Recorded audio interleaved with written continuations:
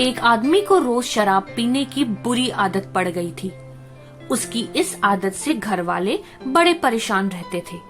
गांव के लोगों ने भी उसे समझाने की बहुत कोशिश की, लेकिन वो हर किसी को एक ही जवाब देता, मैंने ये आदत नहीं पकड़ी, इस आदत ने मुझे पकड़ रखा है। वास्तव में सचमुच वो इस आदत को छोड़ना चाहता था, पर कई कोशिशों के बावजूद वो ऐसा नहीं कर पा रहा था।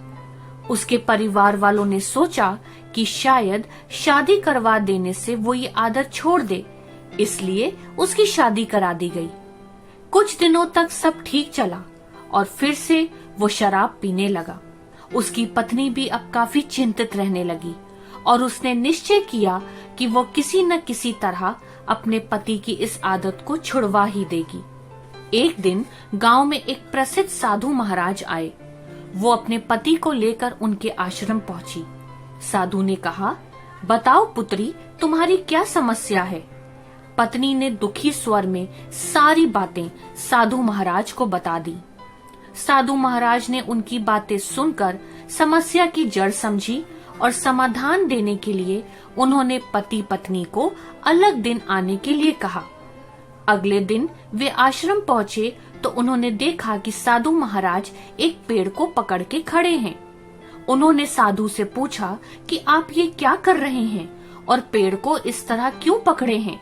साधु ने कहा, आप लोग जाइए और कल फिर आइएगा।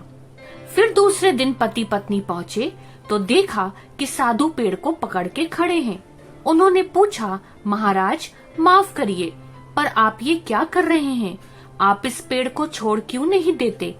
साधु बोले, मैं क्या करूं बालक, ये पेड़ मुझे छोड़ ही नहीं रहा है।